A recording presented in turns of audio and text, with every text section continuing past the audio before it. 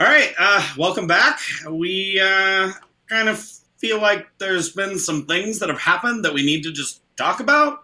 There's some things that are currently happening, things that have happened in the last month.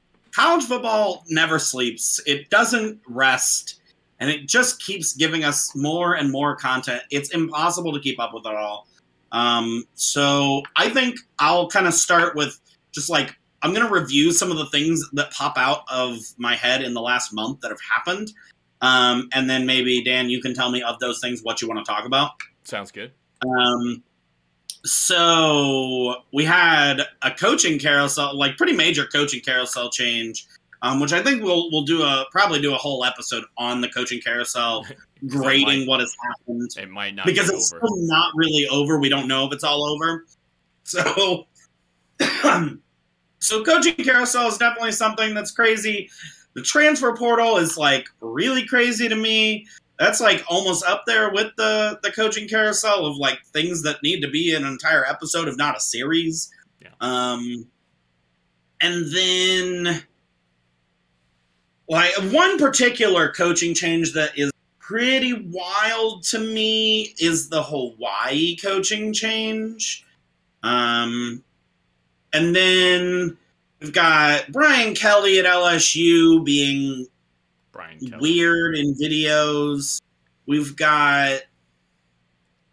Well, I want to start with the transfer portal because this has changed college football so much, and I think we saw something that's going to change it even more. Everybody knows that now it's you never know who's going to be on your team every year. It's free agency year round. It's all of this stuff. But I think we saw something happen with Oklahoma and USC that wasn't something that was foreseen, but could be potentially game-changing going forward, and that's a coach and a quarterback going to a school, and them going as a tandem package. And that's something that I don't think we've ever seen before, but I think it's something we could see more of going forward, and that changes everything because you get a coach I'm blanking on his name, Lincoln Riley, and he brings along his 5-star quarterback, Caleb Williams, and then boom, USC's back.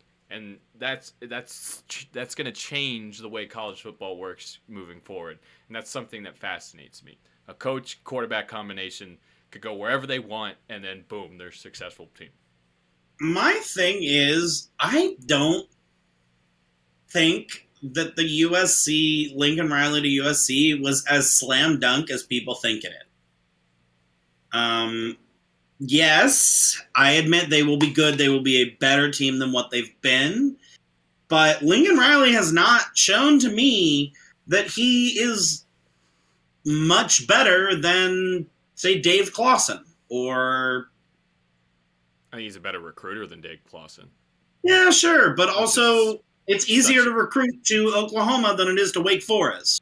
So, if you put Dave Clawson at Oklahoma, I think he's probably going to have the same level as recruiting as Lincoln Riley did. I'm much more I got to see it before I believe it kind of guy. Sure, I understand that it's tough at the two stops that he's had, but Bowling Green and Wake Forest, it's not the easiest recruiting that you're going to be doing there. But exactly. It's a bad comparison, and I understand that. But what I'm saying is, look at his teams at Oklahoma. He's had the expectations that he's going to make the playoffs, but then he loses pretty badly in every playoff game, except one against Georgia, who eventually lost to Alabama. And then you get beat by Kansas State almost every year. See, and you know that they have your number. For me personally, while yes, it is a good hire, it's crazy that it happened. I also think it speaks to the fact that Oklahoma is going to struggle in the SEC, in my opinion. Yeah.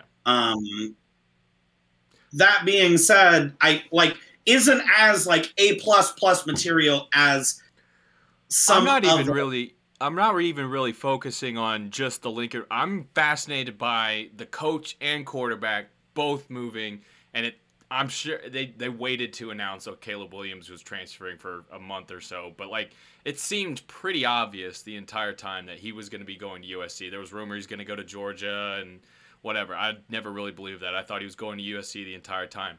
this kind of changes everything. I think it's just a whole new dynamic that I think is fascinating. That a coach and quarterback can now just move, and now they're both in a new place. I think this is a big old win for USC. This is pretty clear. I know you don't like Lincoln Riley, and I'm not the biggest Lincoln Riley fan. I don't think he's one of the top 5 coaches in the country or anything like that. But he is much more proven, and I think he's much better than anything USC has had probably since Pete Carroll left, honestly. I will give you that. He has been there. He knows what it does take to get a team to the college football playoff. And honestly, like, he's in a hotbed where he can recruit really well. Proven that he recruits really well. And on top of that, like, the Pac-12 isn't that good. Nope. So maybe it will be successful and it will be a home hire, and he's going to get better. I'm just saying, like, Oklahoma is a good school, and it's not hard to win 10 games every single year at Oklahoma. I could probably do it. And that's kind of how I judge things. Like, could I win 10 games at Wake Forest? No. Could Lincoln Riley win 10 games at Wake Forest? Probably not. Could Dave Clawson win 10 games at Oklahoma? Yes. Yeah. That's kind of my, like, fair enough, where I'm at with it. But I agree with you that the transfer portal is really crazy. Some of the things that are, like, going on with it is really interesting. I actually really like it. I think it finally gives players, like, actual, like, power, freedoms that normal people have. Because I could have transferred to any university that I could get accepted to. Now they can too. And that only seems right. The NIL stuff is pretty crazy to me. Yes. I think there's going to be a lot of changes coming to NIL to kind of rein it in. I don't know if there'll ever be a salary cap put on it. I don't see that ever happening because going back to they would need a union. They would need a players union. A union. Because otherwise it would just be anti-competitive from the NCAA, which is never going to happen. Like these universities that are funded by billionaire boosters are not going to be down for a salary cap because they're like, no, I want to be able to spend however much I want to make my team good. So yeah, there's got to be some kind of restrictions and some kind of guidelines, some kind of law, I struggle with the idea that teams are actually able to pay players through NIL. I personally don't really think that is right. Like, just that was always where this was going to go, though. I mean, all these boosters have their own businesses, and there's ways to get around it. Where this business that I own, but we're going to say I'm not disagreeing with you. I realize that's exactly what it's going to be. I actually think that it could benefit some of the smaller schools. I mean, look at Jackson State. They pulled in a recruiting class that was better than like 5 or 6 Power 5 schools, which is pretty cool. McNeese State, I think, did too, or whatever. That's where Orgeron's kid went. Maybe. Yeah. McNeese State. No, it wasn't them. They're not. It was Campbell University, Campbell University. I think they're the Camels. The Camels. Yeah. They pulled in the best FCS recruiting class. They flipped like 2 4-stars, or maybe not flipped them, but got them to sign because they had got like cut from other places. I don't know. NIL's crazy. I kind of want to talk a little bit about the situation in Hawaii. I know it's like not like the most popular. I'm not very familiar with it. I know that the previous coach there was kind of an asshole, and none of the players liked him, and there was a whole exodus of players from Hawaii transferring to different places. But I'm not completely. Yeah, they had the most players in the Mountain West, and like one of the highest amounts in the NCAA. And for a group of 5 school, like your options to transfer are limited. Like you're either going down a level or like if you're really good, you go up, but that doesn't happen often. So like there's not, especially Hawaii, who doesn't exactly get these like upper echelon type group of 5 players that like Cincinnati would get. Yeah. So that's like, it was telling. I think it was like 20 players transferred. So like a fifth of the team transferred. Mm-hmm. And that's a big deal.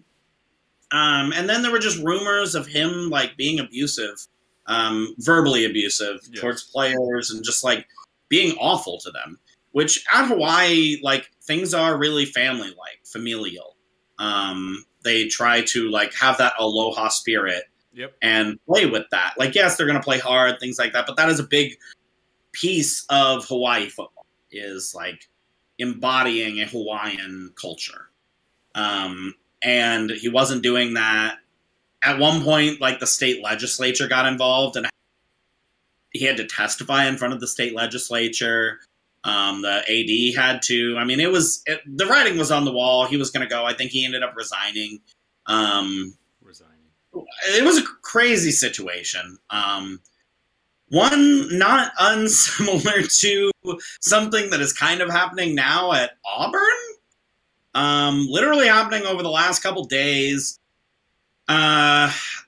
which I'll lead a little bit because it looks like what the university is actually investigating and what ESPN and like more official news outlets are reporting on is player culture, the way that players are being treated, and the way that he's acting as a coach. Basically saying that, you know, he's not fit to treat these. He doesn't know players' names, doesn't know their families' names, things like that. Which a coach should know a player's kid's name. At the like very base level, you should know everybody's fucking name. So on a deeper level, there is this like rumor mill stirring that he hired an assistant who was also his assistant at Boise State, hired her to come with him to Auburn. She moved. And he's sleeping with her. That's the like rumor in the message boards and on some like lower level, all over less Twitter, reputable news sources. And a lot of people are now saying that like this isn't true. Brian Harsin himself is saying, you know, this isn't true. This is essentially the alumni that fired Gus Malzahn and didn't want me hired. This is them making things up to get me fired. Mm-hmm. And he's saying same thing with the reports of the team, me being abusive towards the team, things like that. It's interesting. No, there's not really been a whole lot of actual factual information come out. They just hired a new president. He literally started yesterday, I think. So I think we're going to president for the longest time too, didn't they? Yeah, it took them a little bit. Yeah, it did. So it's going to be interesting to see how all of this plays out, what happens. But if some of this is true, like it really reminds me of Bobby Petrino at Arkansas.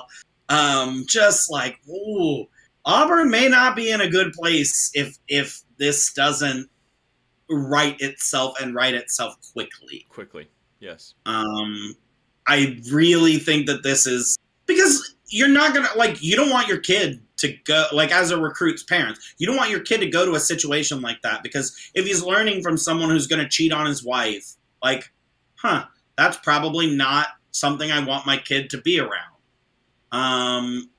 Not saying a 5-star guy wouldn't go there, but if you also offer from Alabama and you know that Saban's loyal to Miss Terry, you're going to lose some recruiting battles because of this stuff. 100%.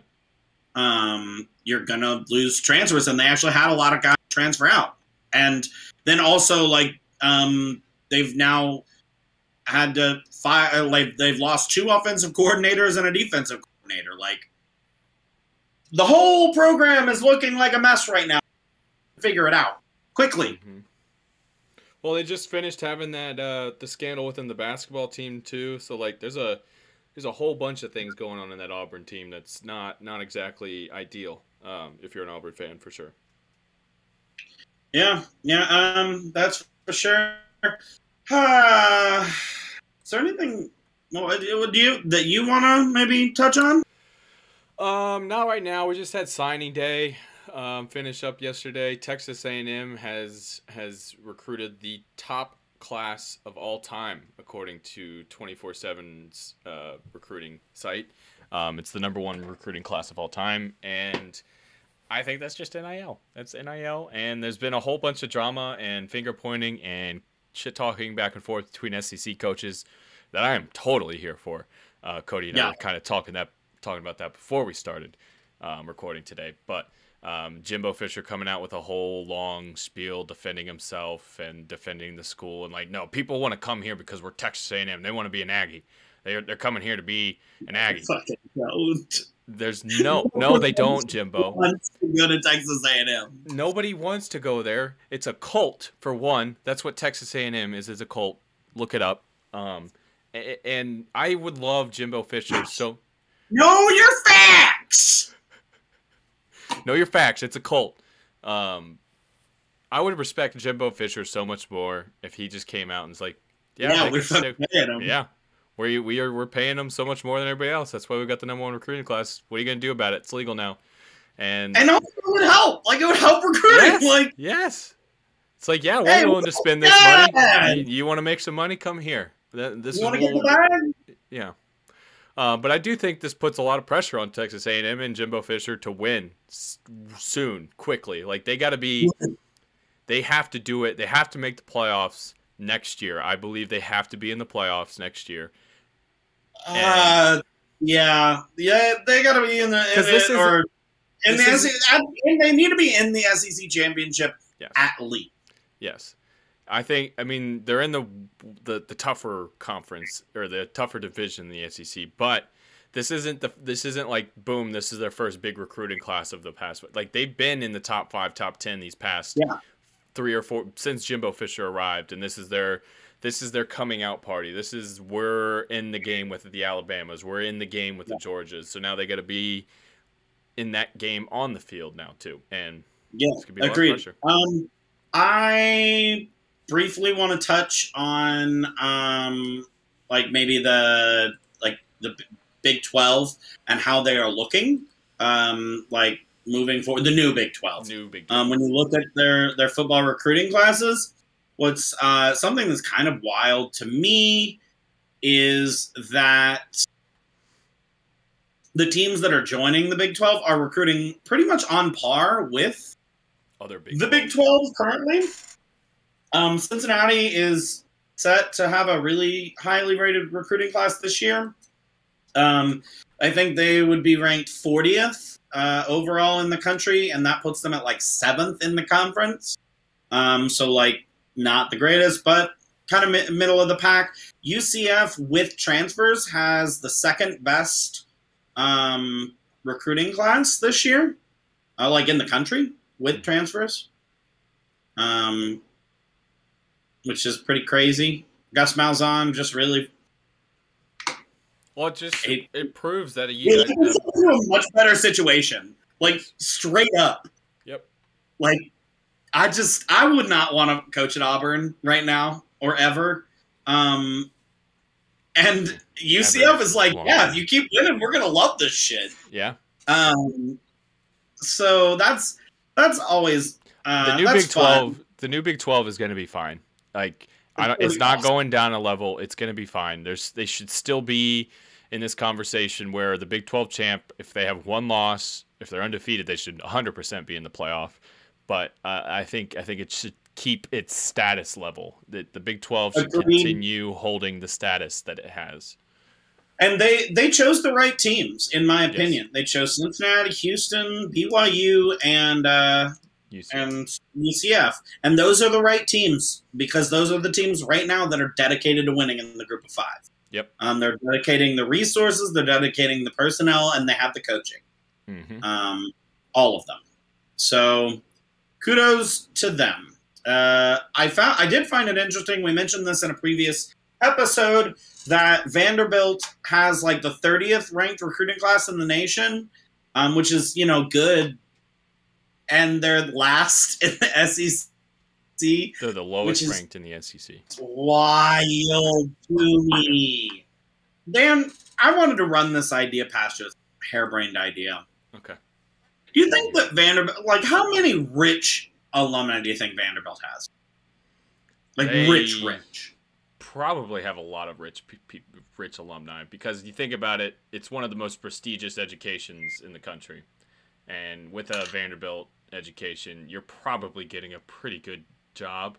And I'd say they have some pretty good alumni. So, harebrained idea. What if they get together and form the most unstoppable NIL machine for football? Make Vanderbilt football great for once. For the first time. Not again. For the first time. Not again for the first time. For the first time. Why couldn't they do it? Why couldn't they? Because they don't care. The focus is on education. Possible?